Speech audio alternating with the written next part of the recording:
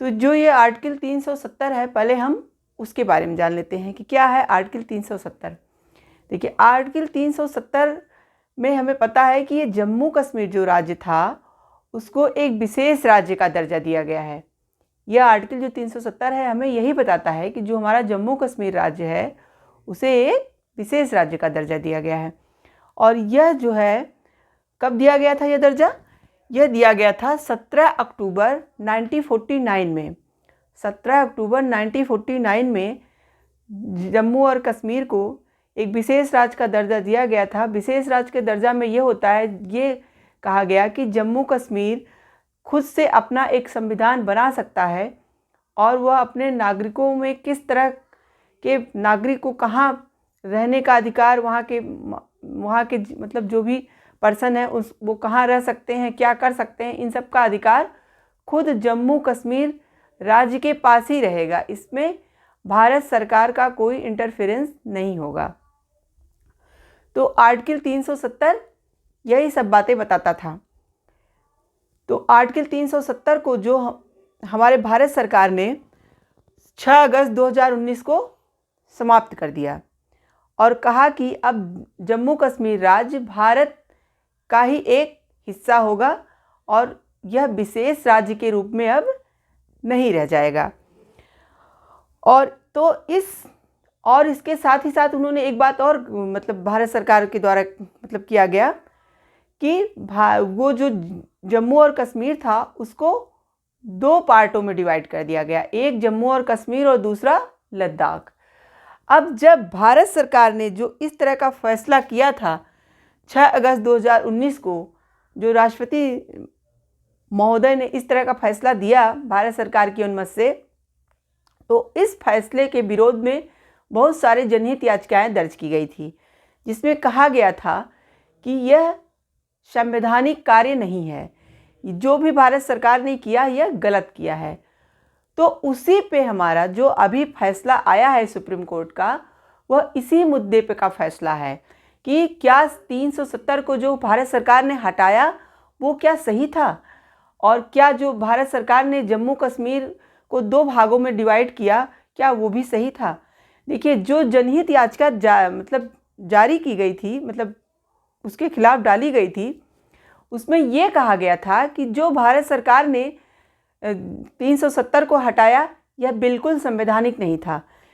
उनका ये कहना था कि अगर कोई राष्ट्रपति किसी भी राज्य को या किसी भी नियम कानून को जो संविधान में बना हुआ है उसको जो है हटाता है, यानी कि उसको मतलब हटाता है, तो उसको उस राज्य से, जिस राज्य में वो नियम है, उस राज्य के जो कॉन्स्टिट्यूशनल असेंबली होती है उससे क्या ले, परमिशन ले। जो आर्टिकल 370 है वो यही कहता है। आर्टिकल 370 का जो क्लास 3 है उसमें ये बात बताई गई है कि जब आर्टिकल 370 को हटाना या उसमें कुछ भी बातों का मतलब डाला जाना या संशोधित किया जाना उसे ज़रूरी होगा, तो जो उसकी कॉन्स्टिट्यूशनल असेंबली होगी उसकी राय पे या जो किया जाएगा उसकी सहमति बहुत ज़रूरी है, या वो ऐसा करने को कहे या आप जब कर रहे हो ऐसा तो उसकी सहमत लो।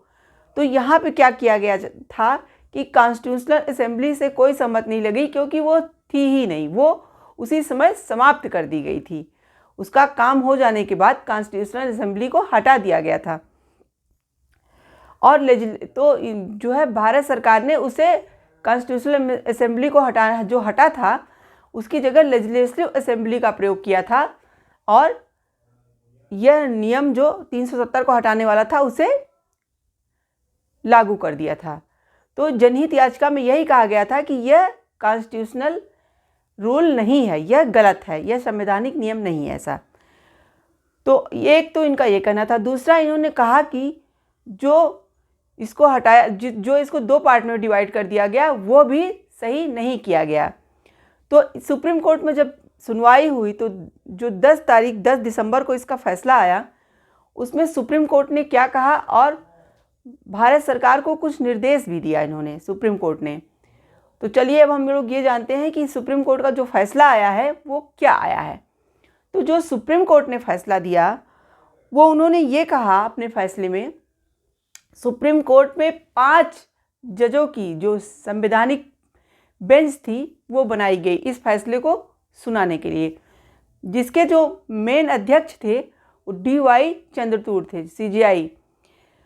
तो उसमें जो ये मतलब जो जजमेंट आया वो 5 और 0 यानी कि पांचों जजों ने इस याचिका को क्या किया, खारिज कर दिया। जो याचिका आई थी जनहित याचिका, उसको खारिज करके भारत सरकार के ही पक्ष में अपना फैसला सुनाया। उनका ये कहना था कि आर्टिकल 370 का हटाया जाना कोई गलत काम नहीं है, कोई संवैधानिक कार्य में रुकावट नहीं है, यानी असंवैधानिक कार्य नहीं, ये संवैधानिक कार्य ही है। और जो इन्होंने मतलब लद्दाख और जम्मू कश्मीर को 2 भागों में बांट दिया है, वो भी कोई गलत डिसीजन नहीं है, वो भी एकदम सही डिसीजन है। और जनहित याचिका में भी मतलब जो भी बातें कही गई थी, सरकार ने उन सब बातों को गलत करार दिया और जनहित याचिका को के बिल्कुल विपक्ष में फैसला दिया और सरकार के पक्ष में फैसला दिया। तो सरकार ने सरकार के मतलब पक्ष में सारा फैसला तो आया, और इसके साथ ही साथ सुप्रीम कोर्ट ने सरकार को कुछ दिशा निर्देश भी दिए। इस फैसले के साथ साथ सरकार को जो सुप्रीम कोर्ट ने दिशा निर्देश दिए, वो उस दिशा निर्देशों में उन्होंने कहा कि पहला उन्होंने ये बोला कि जल्द से जल्द जम्मू और कश्मीर राज्य को राज्य का दर्जा मिले, उसको जल्द से जल्द राज्य का दर्जा दिया जाए।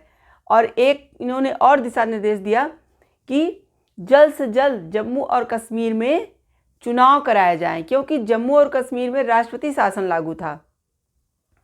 तो उन्होंने कहा कि जल्द से जल्द जम्मू और कश्मीर में चुनाव करा के और उसे राज्य का दर्जा प्रदान किया जाए और लद्दाख और जम्मू कश्मीर को 2 अलग अलग भागों में बांट दिया जाए।